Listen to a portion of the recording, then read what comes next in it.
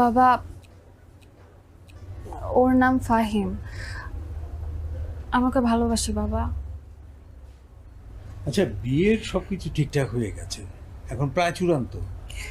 এখন তো এইসব কথা আমি শুনবো না। বাবা প্লিজ, তুমি একটু ওকে দেখো, ওর সাথে একটু কথা বলো। তোমার যদি বাবা ওকে ভালো না লাগে, তাহলে বাবা আই সোয়ার তুমি যা বলবে তাই হবে।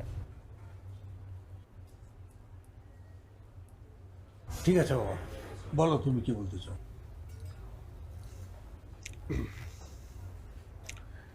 দেখুন, এটা সত্য যে আমি ওকে ভালোবাসি, ও আমাকে ভালোবাসেন। আপনি আমাদের দুজনের বিয়ে দিয়ে দেন। ঠিক আছে, বুঝলাম তুমি ওকে ভালোবাসো, কিন্তু তুমি কি করো, তোমার পরিচয়টা কি? আমার পরিচয় এখন যেটা হচ্ছে যে আমি একজন প্রেমিক। দেখো, আমি একদম সিনিয়র সিটিজেন, তোমার ভদ্রতা বজায় রাখা উচিত। তুমি ভদ্রভাবে কথা বলো, কি বলতে চাও? আমি একজন কবি। কবি? কবিতা লিখো? ঠিক আছে, বুঝলাম, কিন্তু তুমি আসলে করোটা কি? ওই অর্থে বেকার। তাহলে তুমি বেকার হয়ে আমার মেয়েকে বিয়ে করতে চাচ্ছ কেন? ওকে খাওয়াবে কি তুমি? বাবা, তুমি এরকম হেয়ালি করছো কেন? আমি বুঝলাম না। তুমি ঠিক মতো কথা বলো, সিরিয়াস। থামো থামো, এটা একটা সিরিয়াস বিষয়, এখানে সত্য বলতে হবে।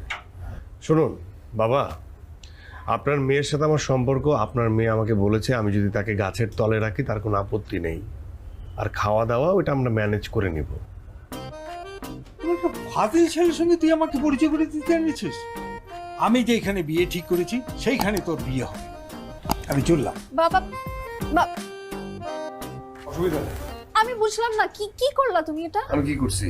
তোমাকে যে আমি এতবার তোমাকে বুঝাইলাম যে আমার বাবার সাথে দেখা করতে আসতেছো, মাথার স্ক্রুগুলোকে টাইট দিয়ে আসবা, তুমি কি করলা? হ্যাঁ, আর তুমি আমার বাবার সাথে দেখা করতে আসছো, তুমি তো সুন্দর করে বলবা যে তুমি কবিতা লিখো, কবিতা থেকে তো অ্যাটলিস্ট তুমি আর্ন করো। তুমি কেন বললা যে তুমি বেকার? দেখো, আমার মাথার স্ক্রু যথেষ্ট টাইট, তবে এতটুকু আমি বুঝতে পারি যে তোমার বাবা হচ্ছে অনেক কঠোর। এখন তুমি আমাকে বলো, তুমি যে এই বিহেভটা করলা আমার বাবার সাথে, তুমি ডিসিশন নিয়ে দাও যে আমার এখন কি করা উচিত। আমি তো কিছু বলতে পারবো না, বলবে তো তুমি। তবে এতটুকু বুঝতে পারি তোমার বাবার পছন্দের পাত্র আমি না। এখন তুমি সিদ্ধান্ত নাও যে তুমি আমার সঙ্গে থাকবে না তোমার বাবার সঙ্গে যাবে।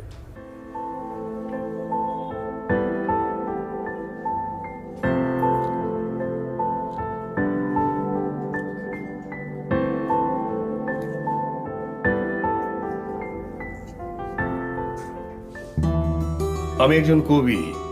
কবিদের জীবনের সবচেয়ে বড় ট্র্যাজেডি হচ্ছে তারা প্রেম করে সুন্দরী মেয়েদের সাথে, কিন্তু সেই সুন্দরী প্রেমিকাদের বিয়ে করে নিয়ে যায় কোনো ডাক্তার বা ইঞ্জিনিয়ার।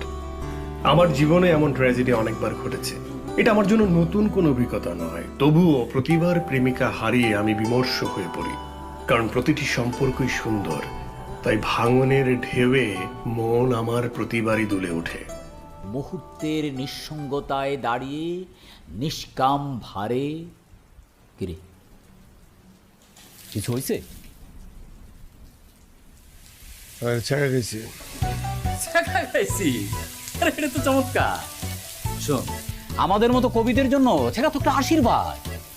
এই ছেঁকার তীব্রতাকে পুঁজি করে তুই এখন নতুন নতুন কবিতা সৃষ্টি করবি। সবই ঠিক আছে, কিন্তু ছেঁকাটা যে খাইলাম, সেই ছেঁকা থেকে যে দুঃখটা অতটা বেশি না, কেমন জানি মানে তীব্রতাটা কম। কম। ওকে, একটা টেনশন। আরে বৃষ্টিতে ভিজলে কেমন?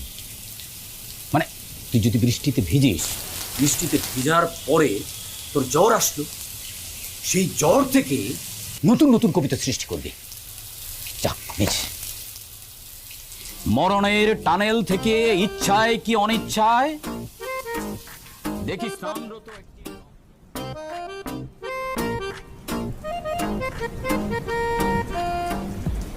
বন্ধু কোথায়? ধর, নিজ হাতে বানাইছি, দেখো চিনি ঠিক আছে কিনা। দুধ দেই নেই, র।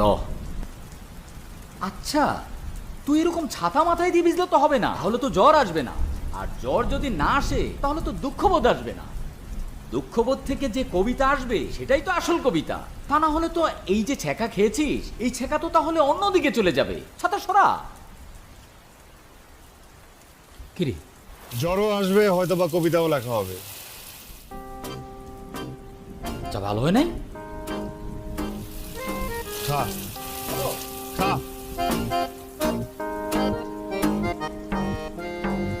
ওরে বৃষ্টি রে, বৃষ্টি।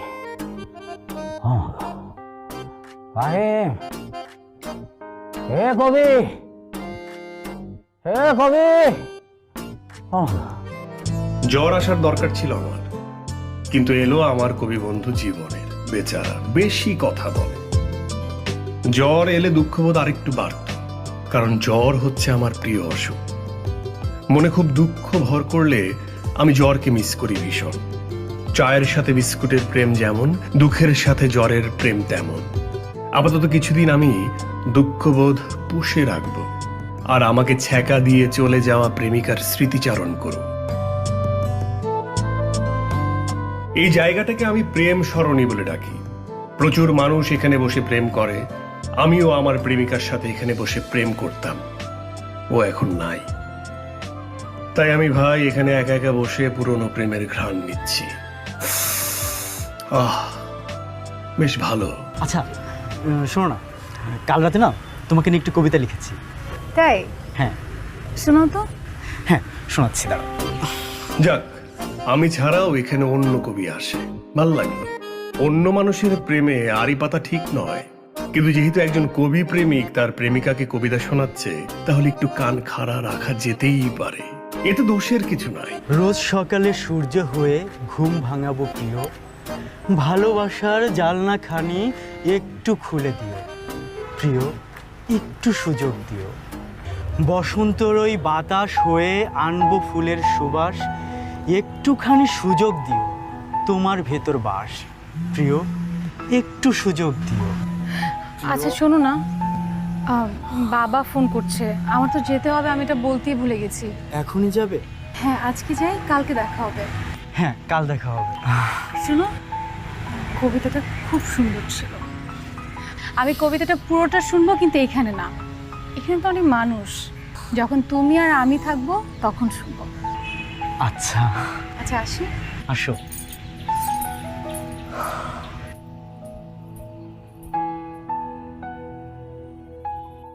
ভাই, আপনি কিন্তু অসাধারণ কবিতা লেখেন। যদিও আড়ি পেতে শোনা ঠিক না, তবে এত সুন্দর কবিতা আমি আসলে আড়ি পেতে শুনে ফেলেছি। আপনার কবিতা খুব খুব অসাধারণ। Thank you, thank you.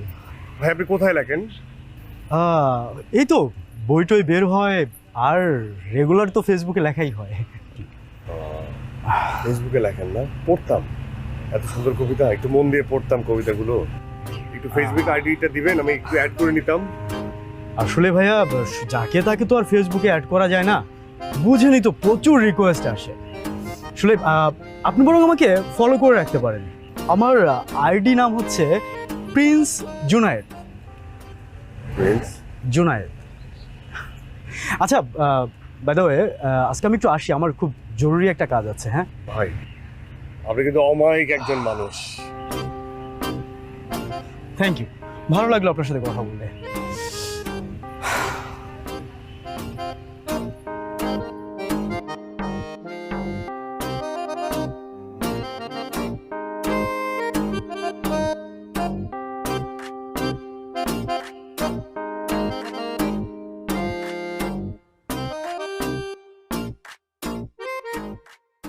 দোস্ত, হ্যাঁ একটা খুবই প্রতিভাবান চোরের সন্ধান পেয়েছি।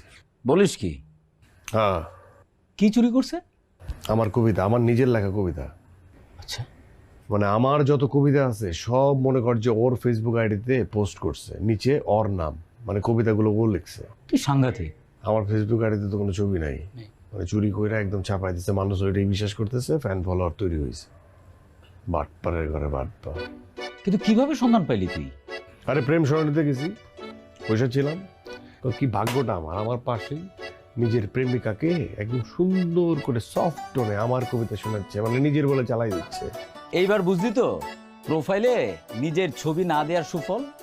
যদি প্রোফাইলে নিজের পিকচার দিতে তাহলে কি হইতো? ওই চোর তোরে চিনতো, তাহলে আর এই চুরিটা হইতো না। আর এখন বুঝলেই তো ঘটনা কি ঘটছে। মানে শিক্ষা দেওয়ার একটা ব্যবস্থা নিচ্ছি। কি বুদ্ধি বলতো?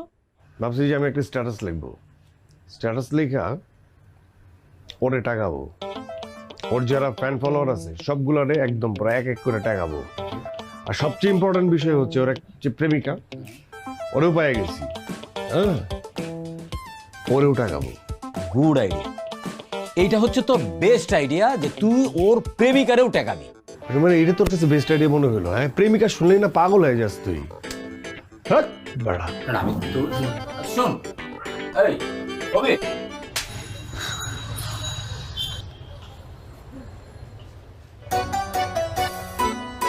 অন্যের কবিতা দিয়ে আমাকে মুগ্ধ করেছো।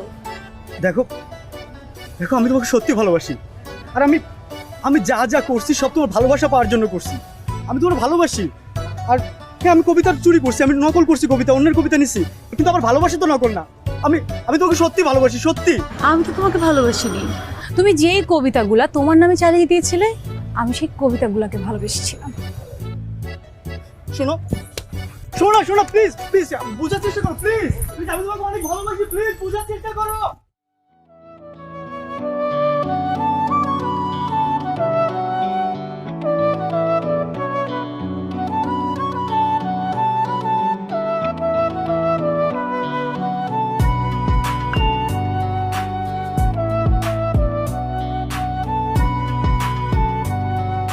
সুন্দরী মেয়েরা আমাকে কখনো নক করলে আমি অ্যালার্ট হয়ে যাই, কারণ সুন্দরী মেয়েরা সবসময় বেশি অনধিকার চর্চা করে। তাই উপমা নামের এই সুন্দরী রমণীর ব্যাপারেও শুরুতে অ্যালার্ট ছিলাম। পরে দেখি সে নকল কবির সেই প্রেমিকা। মেয়েটি আমার সাথে দেখা করতে চায়। সাধারণত সুন্দরী মেয়েরা আমার সাথে দেখা করতে চাইলে আমি এড়িয়ে যাই, কিন্তু এই মেয়ের ক্ষেত্রে সত্যি বলতে এড়াতে পারলাম না, কারণ সে নকল কবির প্রেমিকা। তাই কি বলতে চায় তা শোনার জন্য বেশ আগ্রহ জন্মালো। আগামীকাল আমাদের দেখা হবে।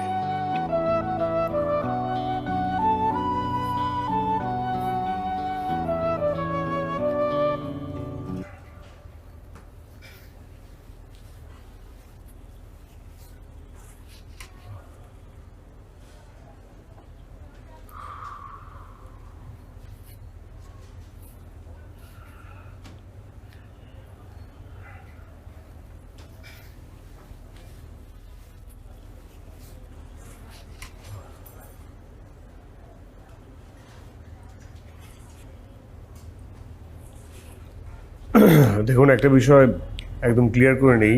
আপনি যেহেতু আমাকে ডেকেছেন, এখানকার খাবার দাবার যে বিল হবে সেটা আপনার দিতে হবে। আমার পকেটে কোনো টাকা নেই। আচ্ছা আচ্ছা, ঠিক আছে, সমস্যা নেই, আমি বিল দিব, কিন্তু আমার বাজেট কিন্তু 1000 টাকা। 1000 টাকা অনেক অনেক বাজেট, অনেক। আমি ভুল করে মানিব্যাগটা বাসায় ফেলে রেখে এসেছি, তো এই জন্য আমার কাছে কোনো টাকা নেই।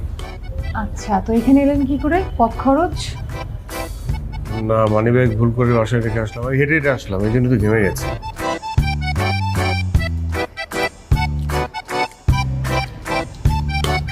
ধন্যবাদ আপনাকে।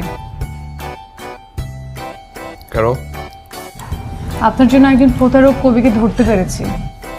এভাবে বলছেন? সে তো আপনার প্রেমিক, কষ্ট হচ্ছে না? না, কষ্ট হচ্ছে না। সেদিন সামনাসামনি ডেকে এনে ইচ্ছে মতো থাপিয়েছি।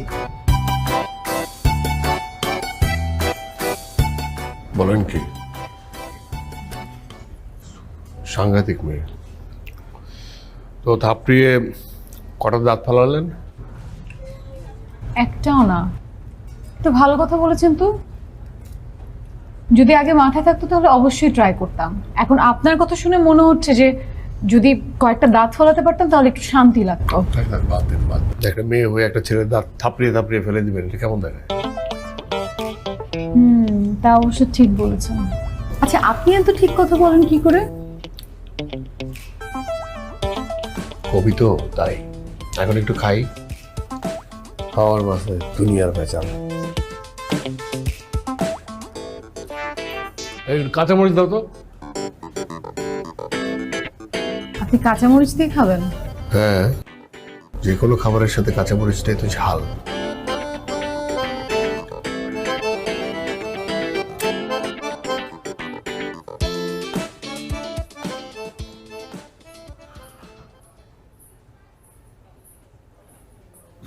তাহলে আমি তাহলে আসি। আচ্ছা, আপনার এখান থেকে বাসে যেতে কত খরচ লাগবে? কত উপরে 170 থেকে 180 টাকা। আচ্ছা, নিন, হেঁটে এসেছেন, কিন্তু যাওয়ার সময় হেঁটে যাওয়ার কোনো দরকার নেই। আপনার এই টাকা আমি নেব কেন? ধার দিচ্ছি, শোধ করে দিবেন। ইন্টারেস্টিং, বাট আমার মনে হয় কি আমি যেভাবে হেঁটে আসলাম আপনারও হেঁটে যাওয়া উচিত। মানে হাঁটা স্বাস্থ্যের জন্য খুবই ভালো। আজকে আপনি হেঁটে যাবেন, ঠিক আছে? আসি।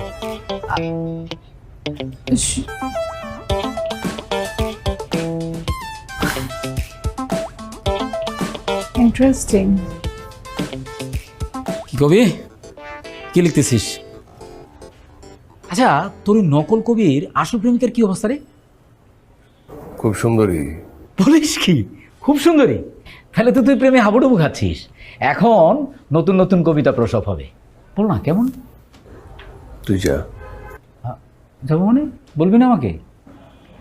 তুই যা, এখন কবিতা লিখছি, যা। আরে বল না, আমি তো খুব এক্সাইটেড। যা না। আচ্ছা ঠিক আছে, আসার পরে বলিস কিন্তু, ঠিক আছে?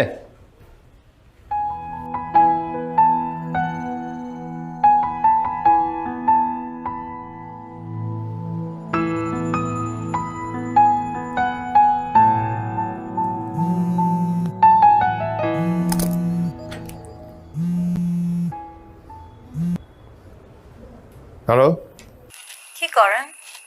কে আপনি? মানে কি, আপনি আমার নাম্বার সেভ করেন নাই? আমি উপমা।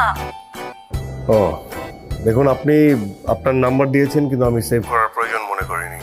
বলেন। এমনি ফোন করেছি, কোনো কারণ নেই। আচ্ছা, তাহলে আমার একটা প্রশ্ন ছিল, করে ফেলবো? জি বলুন।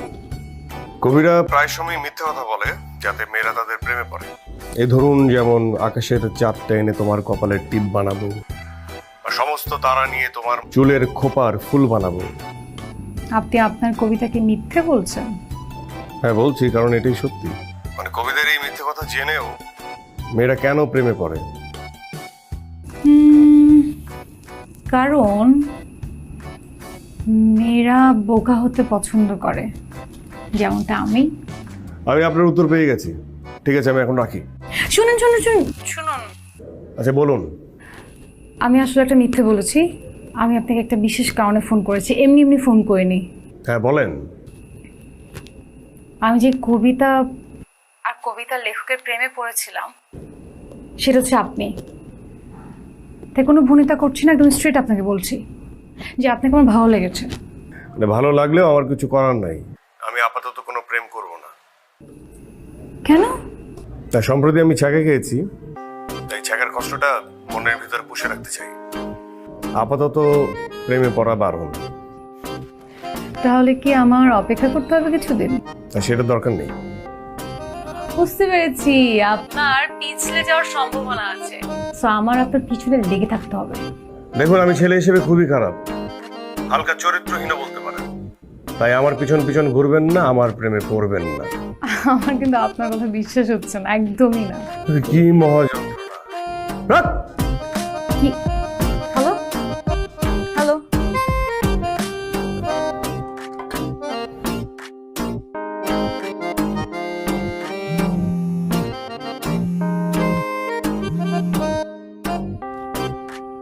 আমি ফোন দিয়েই যাব। মানে লাইন কেন কেটে দিচ্ছে?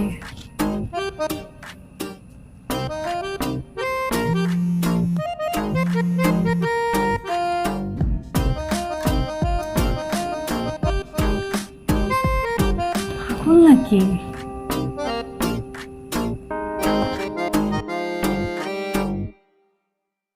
হাজারো রমণীর প্রিয় কবি ফাহিম হাসান তা কি মনে করে আমার অফিসে বলো তো?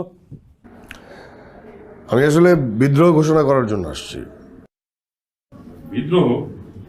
আপনি আমাকে দিয়ে আপনার বন্ধুর পত্রিকাতে 2টা কবিতা লিখেছিলেন, এখন আপনার বন্ধু টাকা দিচ্ছে না। ও আচ্ছা, ঠিক আছে, আমি বলে দেবো। আপনি তো প্রতিবারই বলেন, ঠিক আছে আমি ওকে বলে দেবনি। আচ্ছা বাবা, আজকেই আমি বলে দিব, ঠিক আছে? না না না, আপনি টাকাটা দিবেন। 2টা কবিতা 25-50 সেটা আপনি দিবেন। কি বলতেছো তুমি? যদি না দেন তাহলে আমি ফেসবুকে এখন স্ট্যাটাস দিয়ে আপনারা বেজ্জতি করব। ফাহিম, তুমি কিন্তু পাগলামি করছো। না, পাগলামি করতেছি না, আমি তো বললাম আপনি যদি এখন না দেন তাহলে আপনাকে বেজ্জতি করবো। এটা কি? এটা কি বুঝো না? তাহলে লিখে দিই। আচ্ছা ঠিক আছে, ঠিক আছে, বুঝতে পারছি। কত? 50,000 না?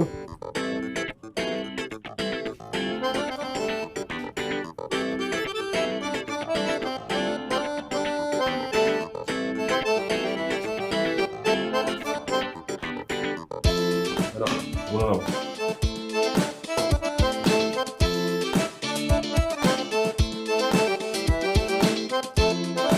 এই ফাহিম, ওটা ফিরে যাও। ফাহিম, পাওনা টাকা উদ্ধার করতে গিয়ে নকল কবির আসল প্রেমিকার সঙ্গে হুট করে দেখা হয়ে গেল। যদিও ব্যাপারটা কাকতালীয়, কিন্তু বেশ ইঙ্গিতপূর্ণ। আপনি তাহলে জব করেন না? হ্যাঁ, সেলফ ডিপেন্ডেন্ট গার্ল। আমি এখন আপনাকে রিক্সায় উঠাবো। বুঝলাম না, আমি রিক্সায় উঠবো কেন?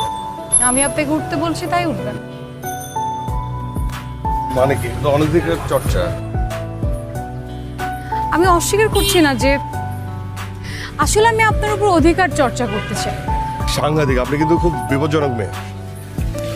আপনি যা খুশি আপনি করতে পারেন। আচ্ছা ঠিক আছে, আমি বিপজ্জনক, কিন্তু আমি আপনাকে অধিকারে নিব। মানে কি? আসেন, আর কি সমস্যা কি? উঠেন। কে এটা? উঠুন বলছি, উঠেন। আরে আশ্চর্য!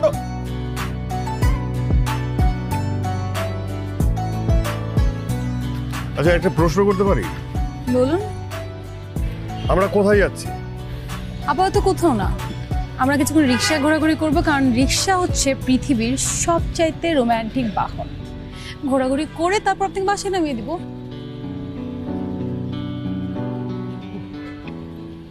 আপনি এত ভয় পাচ্ছেন কেন? না, ভয় পাচ্ছি না, মানে আমার মনে হচ্ছে কি আপনি সত্যি একজন মানে খুবই বিপজ্জনক একটা মেয়ে। আপনার ভয় না পেয়ে আরো খুশি হওয়া উচিত। কেন? আরে আপনি তো সেদিন বললেন যে আপনি হালকা চরিত্রহীন। মানে অতটাও না। আপনার খুশি হওয়া উচিত যে আমার মতো মিষ্টি একটা মেয়ে আপনার পাশে রিক্সায় বসে আছে। খুশিতে বাকবাকুম করা উচিত।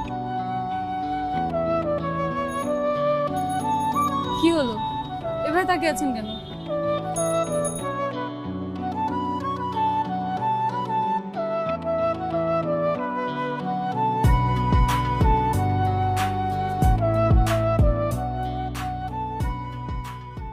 দেখ, আমি একটা ভাবনার মধ্যে আছি। একটা প্রেমময়ীর খপ্পরে পড়ছি, সেটা কিভাবে ছুটবো বুঝতে পারতেছি না। দেখ, এখন তোর না ফাইজলামি কথাবার্তা শুনতে ভালো লাগতে না। যা, তোর এই প্রেমময়ী আর ছলনাময়ী এগুলো তোর জীবনে আসবে আর যাবে, ওটা না ভাবনার কিছু নেই। কিন্তু মামা এটা সিরিয়াস, তুই দেখ, দেখলেই বুঝবি। এই যে দেখ, তুই পুরাই হিট। আমি তো এটাই বুঝতেছি না, আমি কিভাবে। আর এটা দেখলেই বুঝবি। দেখ, কি এটা? এই যে দেখ, কি হয়েছে? এই যে দেখ, চশমাটা পরে নে। তোর চশমা ছাড়া দেখোস না। This is Tanzim Hassanani, aka Viral Chandu.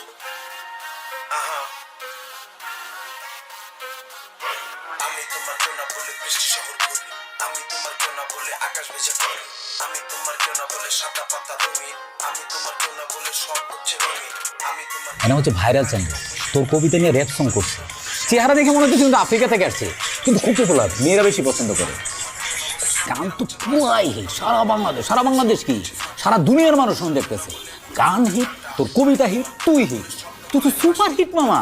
কেউ না বলে তোমায় ভালোবাসি, আরে তোমায় ভালোবাসি, মেয়ে তোমায় ভালোবাসি, ভাইবো না তো খারাপ রাশি। বাংলাদেশে কোনো কবির কবিতা নিয়ে প্রথম কোনো র্যাপ সং হয়েছে বেটা, তোর তো বেটা পার্টি দেওয়া হচ্ছে। ও তো আমার কবিতা নিয়ে র্যাপ মানে পুরো রেপ করে দিছে। কি বলিস এটা?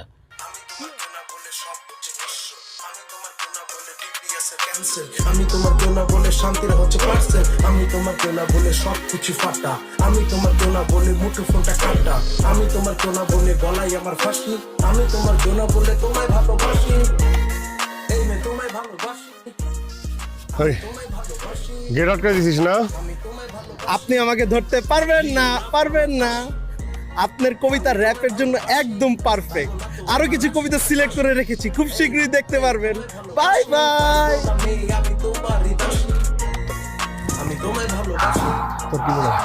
তোর আমি পাবো না না? হ্যাঁ, তোর কি মনে হয় তুই আমার কবিতারে রেপ করে দিবি আর আমি তোর এমনি এমনি ছেড়ে দিব? এই বাইর হ। তুই যতদিন তোর মাথা আমি ফাটাইতে পারবো না ততদিন আমি তোর বাসার সামনে পাইকারি করবো। এই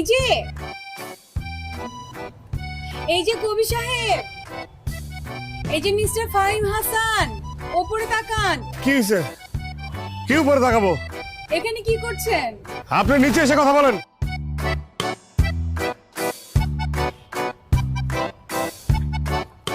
কি হয়েছে বলেন তো? ভাইরাল চান্দু কই? ভাইরাল চান্দু? ভাইরাল চান্দু হচ্ছে আমাদের নিচতলায় থাকে, ভাড়াটিয়া। হয়েছেটা কি? এই ভাইরাল চান্দু আমার কবিতা নিচ্ছে, কবিতা নিয়ে ওই কবিতাকে রেপ করে দিয়েছে, রেপ করে র্যাপ বানিয়েছে। যখন পর্যন্ত আমি ইট দিয়ে ওর মাথা ওর চান্দুটা না ফাটাবো ততক্ষণ পর্যন্ত আমার শান্তি নাই। কি বলেন? ধরেন, কিন্তু ভাইরাল চান্দু তো আপনার কবিতা পড়ার কথা না, সে আপনার কবিতা কোথা থেকে পাবে? তা আমি কি করে জানবো? ধরেন, আমার মনে হয় সে আমার কাছ থেকে কবিতাটা পেয়েছে। কিভাবে? হ্যাঁ, আমি আসলে মাঝে মধ্যে এই যে দোতলায় দাঁড়িয়ে আপনার কবিতা আবৃত্তি করি, তখন হয়তো নিচতলা থেকে শুনে ফেলেছে। যাই হবে না, না এই ইট দিয়ে তো আপনার মাথা ফাটানো দরকার। আচ্ছা ঠিক আছে, ভাঙুন, আসুন। হ্যাঁ, হ্যাঁ, হ্যাঁ, সাংঘাতিক মেয়ে আপনি, এবং খুব সাংঘাতিক ভাবে আমার জীবনে আপনি অনুপ্রবেশ করেছেন। অনুপ্রবেশ মানে? বোঝেন না? ওই যে বর্ডারের বেড়া ভেঙে গরু চোরাগার বেরিয়ে যেভাবে আমাদের দেশে অনুপ্রবেশ করে, সেই ঠিক সেইভাবে। উফ, এসব আবল তাবল বলবেন না তো। ইটটা রাখেন আর আমার বাসার সামনে আসছেন, চলেন উপরে চলেন, কফি খাবেন, আসেন। আমি আছি আমার টেনশনে কফি। আই, কথা শুনুন কিন্তু।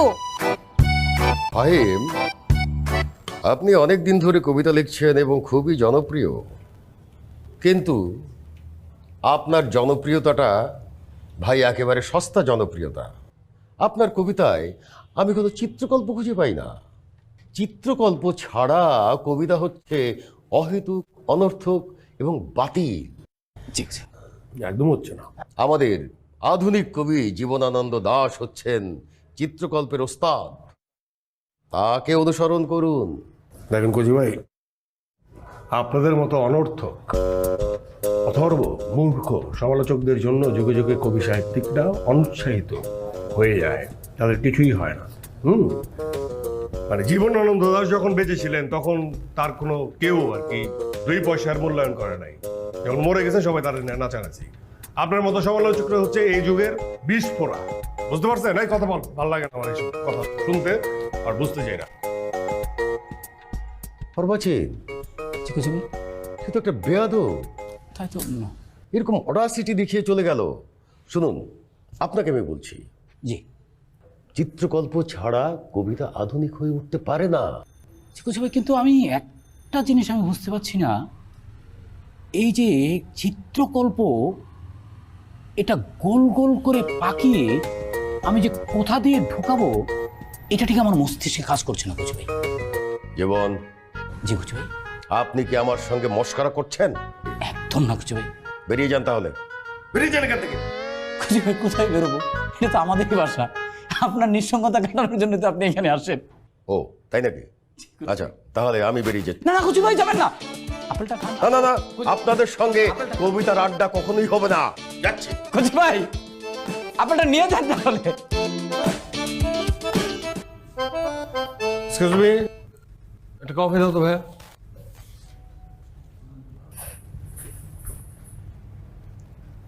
আরে আপনি এখানে? কেমন আছেন আপনি? আপনার মুখটা আমার শুকনো লাগছে কেন? দুপুরে কিছু খাননি? আমি না খেলে আপনার কি? ও মা, আমি জিজ্ঞেস করতে পারি না? না পারেন না আপনি জিজ্ঞেস করতে, হয়তো আমার সঙ্গে পরিচিত হবার ভান করবেন। আচ্ছা, একটা অটোগ্রাফ দেবেন আমাকে? আপনি আমাকে এত জ্বালাচ্ছেন কেন? কেন কি অটোগ্রাফ কেন দিব? কারণ আজকে আমি আপনার একটা বই কিনেছি, আর একটা লেখক হিসেবে আপনি আমাকে একটা অটোগ্রাফ তো দিতে পারেন।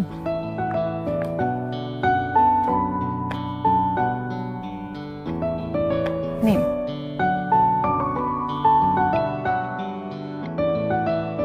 অটোগ্রাফটা বইয়ে না দিয়ে কি হাতে দেওয়া যায় কবি সাহেব?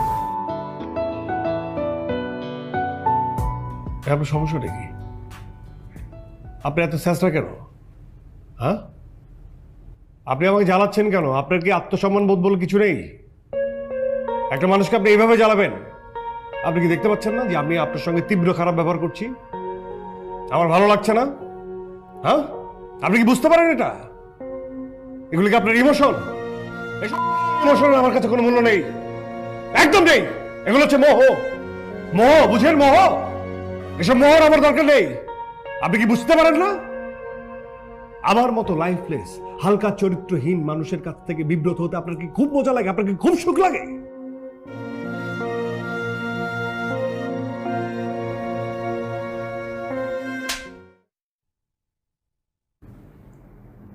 আমি যে আপনাকে চটটা মেরেছি, কেন মেরেছি জানেন? আপনি যে আমার সঙ্গে এরকম তীব্র বাজে ব্যবহার করেছেন সেই জন্য না। আমি আপনাকে চর মেরেছি কারণ আপনি আপনাকে নিয়ে যাতা বলছেন। আপনি আপনার নিজেকে ছোট করছেন কারণ আপনার আত্মসম্মান মধ্যে কিছুই নেই। আর আপনার যে কোনো আত্মসম্মান নেই সেটার জন্য আমার খারাপ লাগছে, সেটার জন্য আমার কষ্ট লাগছে। আর এটা যদি হয় ভালোবাসা, তাহলে ভালোবাসা কোনো পাপ না।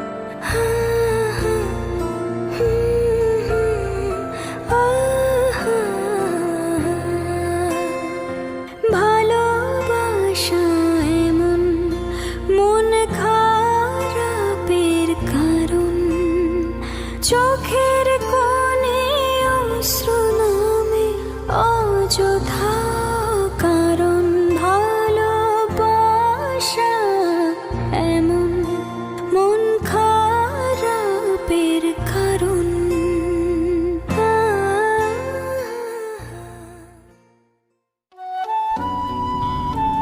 উপমার হাতে কষে একটা চর খাওয়ার পরে আমার মনে আবার প্রেম প্রেম ভাব জন্মেছে। তাই ওকে আমার কাছে আবার ফিরিয়ে আনার জন্য একটা টোপ ব্যবহার করতে চাই। টোপটি হচ্ছে, আমি এখন ফেসবুকে একটা মিথ্যে স্ট্যাটাস দিব, লিখব জ্বর নিয়ে বৃষ্টিতে ভিজতে ভালো লাগছে খুব। আমি এটাও জানি এই টোপে কাজ হবে। উপমা টপ করে টোপটা গিলে ফেলবে, কারণ মেয়েরা হচ্ছে মাছের মতোই বোকা।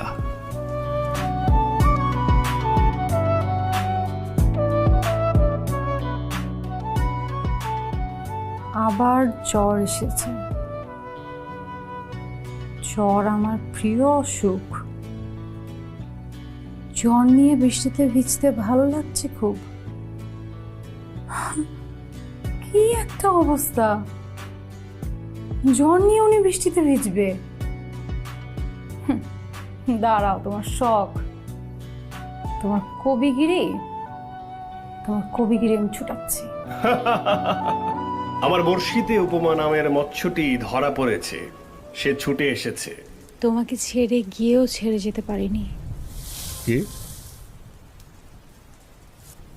না, আজকে আমার জন্মদিন, তাই ভাবলাম তোমার সঙ্গে নতুন করে পরিচয় হই। ও, আজ আপনার জন্মদিন? শুভ জন্মদিন। তাই আপনি শাড়ি পরে এসেছেন?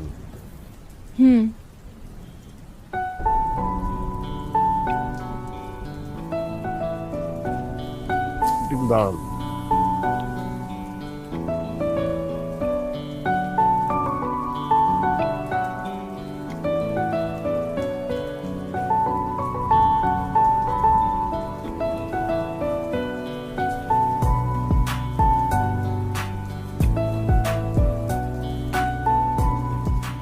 এটা কি?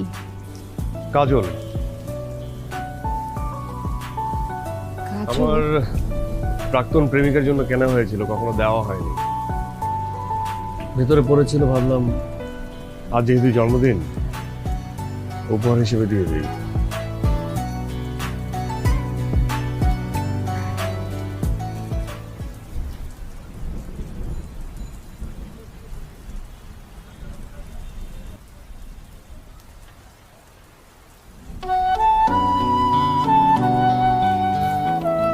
আমাকে সুন্দর লাগছে না?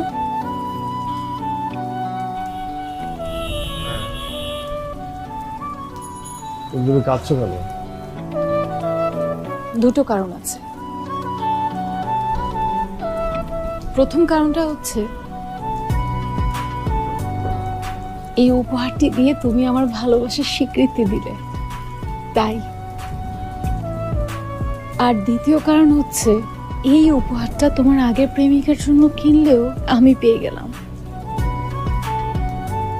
এর মানে আগের প্রেমিকাকে হারিয়ে আমি জিতে গেছি।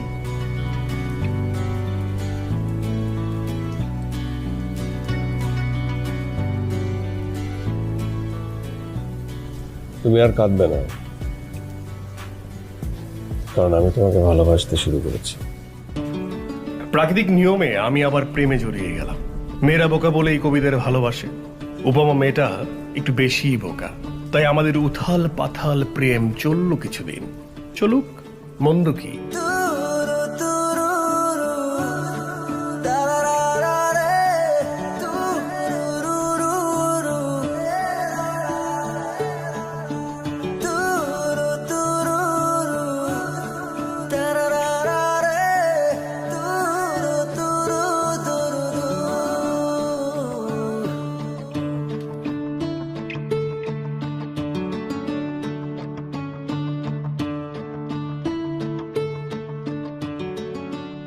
তোমার সঙ্গে আমার কিছু কথা আছে। ব্যাপারটা খুবই সিরিয়াস, জরুরি, মানে খুব জরুরি। তুমি তাহলে কালকে আমার সঙ্গে দেখা করছো? সব প্রেমের শেষেই কবিদের জীবনে সিরিয়াস ট্র্যাজেডি আসে, আর সেটা হলো প্রেমিকার বিয়ে হয়ে যাওয়া। আগেই বলেছিলাম, সুন্দরী মেয়েরা প্রেম করবে কবিদের সাথে আর বিয়ে করে ফেলে ডাক্তার ইঞ্জিনিয়ারদের। তাই মেয়েরা প্রেমের ক্ষেত্রে বোকা হলেও বিয়ের ক্ষেত্রে খুব চালাক। সম্ভবত উপমার জীবনেও সেই ক্রাইসিস চলছে। ওর সিরিয়াসনেস দেখেই আন্দাজ করতে পারছি। বাবা আমার বিয়ে ঠিক করে ফেলেছে। তুমি বাবার সঙ্গে গিয়ে কথা বলো।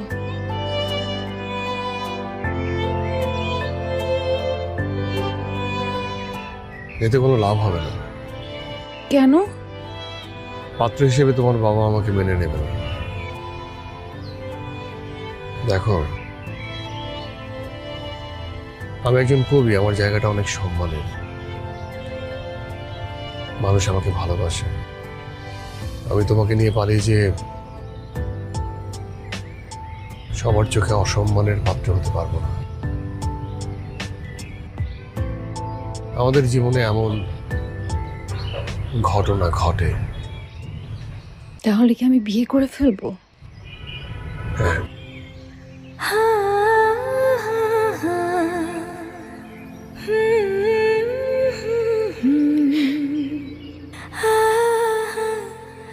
তোমাকে ভালোবাসাটা ছিল আমার সবচেয়ে বড় ভুল। তোমাকে ভালোবাসা আমার উচিতই হয়নি।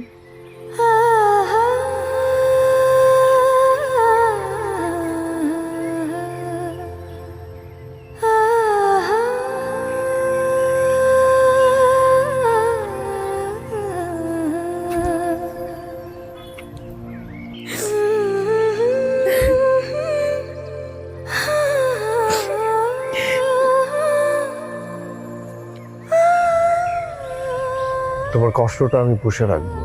যতদিন তুমি এটা পুষে রাখবে ততদিন আমি তোমার, তারপর হয়তো বা অন্য কারো।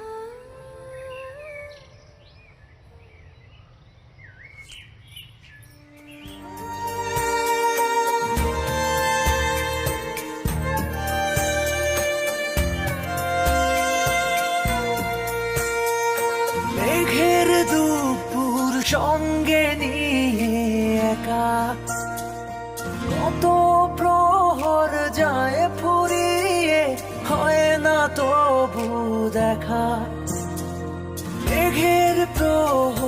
সঙ্গে নিয়ে একা কত প্রহর যায় ফুরিয়ে হয় না তবু দেখা অভিমানের দেয়াল উঠে বাড়ে শুধু দহন ভালোবাসা এমন মন খারাপের কারণ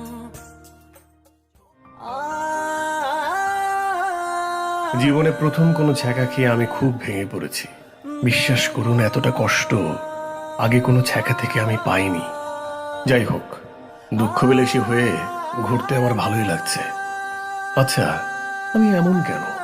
মানুষ হবে সুখ বিলাসী, দুঃখ বিলাসী হবে কেন? এক্সকিউজ মি, আপনি কবি ফাহিম হাসান না? হ্যাঁ জি, আমি ফাহিম হাসান জি। আমি আপনার কবিতার ভীষণ ভক্ত। ও আচ্ছা আচ্ছা, হ্যাঁ ঠিক বলতে আছে। পারেন আপনার কবিতার প্রেমে পড়ে গিয়েছি। ও ফেসবুকে অনেকদিন ফলোয়ার হয়ে ঝুলে আছে। জি, ফ্রেন্ড লিস্টে কি জায়গা পেতে পারি?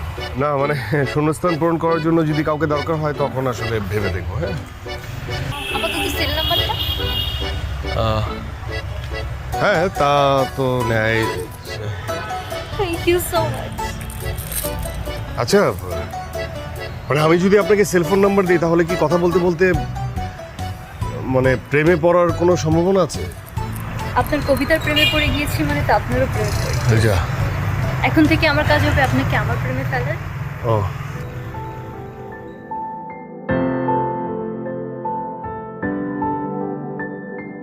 সেরা উপাদানের পারফেক্ট ব্লেন্ডে রাঁধুনের বিরিয়ানি, কাচ্চি ও হায়দ্রাবাদি মশলায় যেটাই রাঁধেন তার এমনই স্বাদ যে বিরিয়ানি ছাড়ার কিছু মাথায় থাকবে না। রাঁধুনি রেডিমিক্স বিরিয়ানি মশলা। ফ্রেন্ডরা খের বলে কয়ে আসে, ভাগ্যিস ফ্রিজে মাংস ছিল, আর ছিল রাঁধুনি রেডিমিক্স মাংসের মশলা। ব্যাস হয়ে যাবে ঝটপট দারুণ রান্না।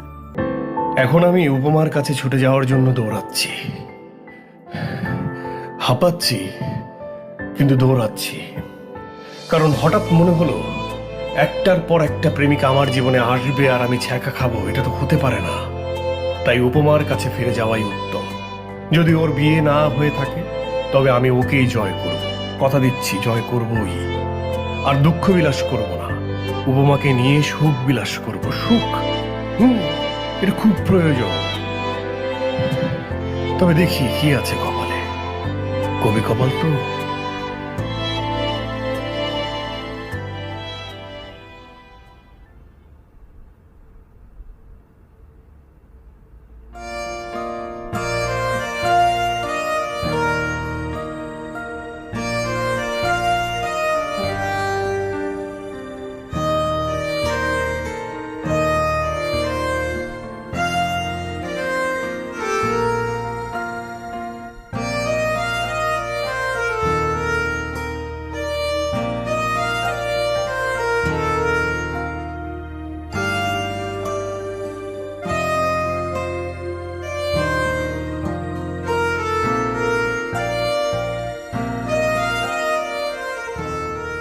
কেন এসেছো তুমি? আমি তো তোমার কাছে আসছিলাম, কিন্তু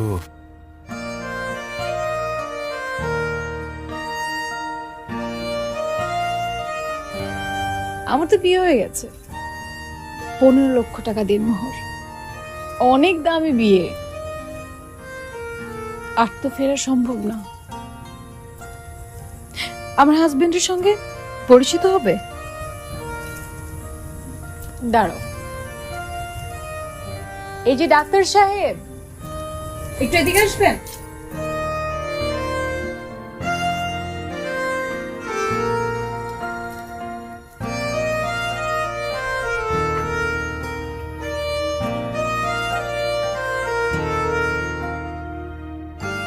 ডাক্তার সাহেব, আমার হাজবেন্ড।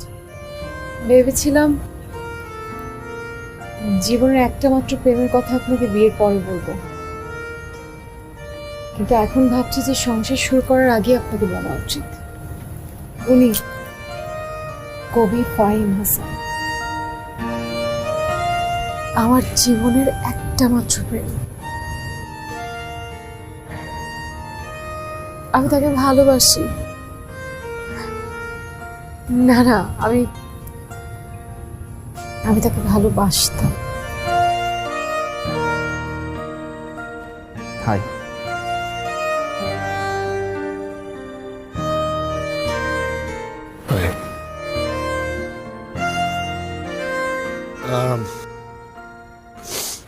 দেখুন, আপনার কাছে আমার একটা রিকোয়েস্ট থাকবে। বিয়ে তো হয়ে গেছে, বিয়ের পর আপনার বউকে আপনি প্রচণ্ড ভালোবাসবেন, যাতে ও আমাকে ভুলে আপনাকে পছন্দ করা শুরু করে। আপনার কবিতা আমার রেগুলার পড়া হয়। তাই নাকি? আপনি অনেক ভালো লিখেন। জি, ধন্যবাদ। শুধু ভালো লিখি, আর কিছু না।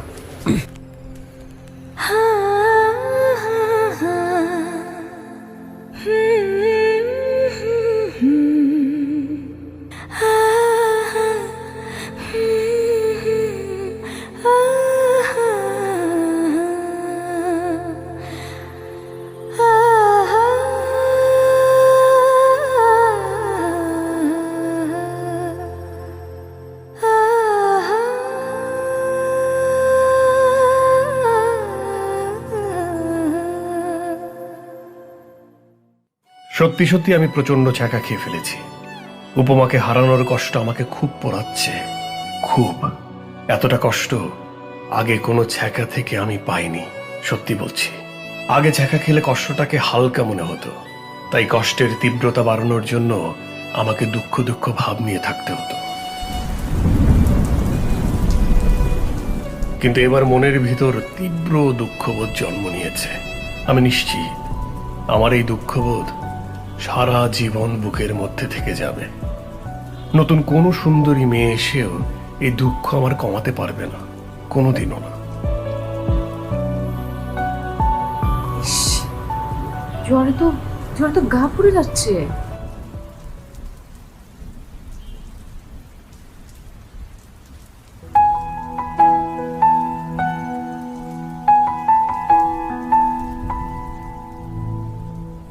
তুমি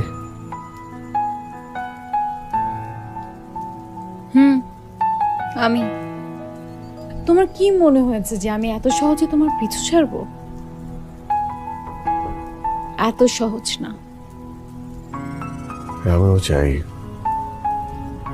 যে তুমি আমার পিছন কখনো না ছাড়ো। আমি সারাটা জীবন তোমার সঙ্গে থাকতে চাই, কিন্তু কিভাবে? জানতে চাও? হ্যাঁ। ফ্ল্যাশব্যাক।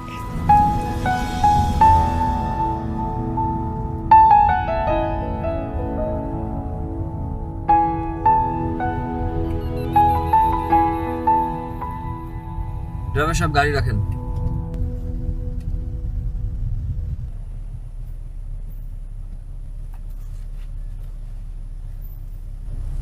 আমি আপনাকে ডিভোর্স দিব।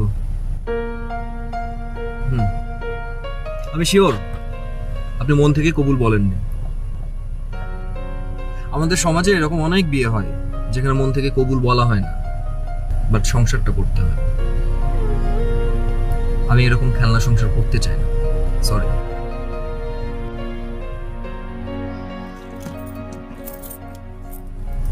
আমি সত্যি বুঝতে পারছি না যে আপনি কি বলছেন। আপনার বোঝার কথাও না। শোনেন, আমার অনেক কবি বন্ধু আছে, তাদের একটাই অভিযোগ, তাদের প্রেমিকাদের নাকি আমার মতো ডাক্তার ইঞ্জিনিয়ারেরা বিয়ে করে নিয়ে যায়। আমি এটা পারবো না। অন্যের প্রেমিকাকে আমি আমার নিজের বউ করে সারা জীবন আমি কাটাতে পারবো। বরং আমি একটা ডিসিশন নিয়েছি, এখন থেকে আমি একটা জিনিস করবো। আমি চেষ্টা করবো একটা প্রেম করার, একটা প্রেম করে একটা প্রেমিকা বানিয়ে তারপর তাকে আমি বিয়ে করব।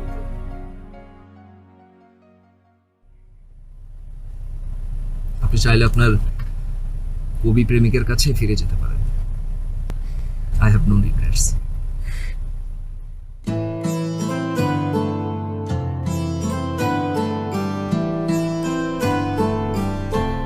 থ্যাংক ইউ,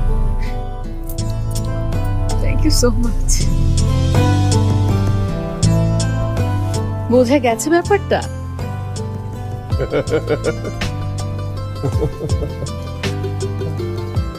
তার মানে কি? তার মানে আমি কবি আর তুমি কবির বউ? জি কবি মশাই। আমি তোমাকে কখনো ছাড়বো না। Ladies and gentleman, boys and girls, finally আমার জীবনে পরিপূর্ণ প্রেম এলো। আমি নিশ্চিত উপমা সারা জীবন আমাকে প্রচন্ড ভালোবাসবে, কিন্তু বিশ্বাস করুন অতটা ভালোবাসা আমার না পেলেও চলবে। ও যদি আমাকে এক মুঠো প্রেম দেয় তাতেই আমার সারা জীবন চলে যাবে, কারণ সত্যিকারের প্রেম এক মুঠোই যথেষ্ট, খুব বেশি লাগে না।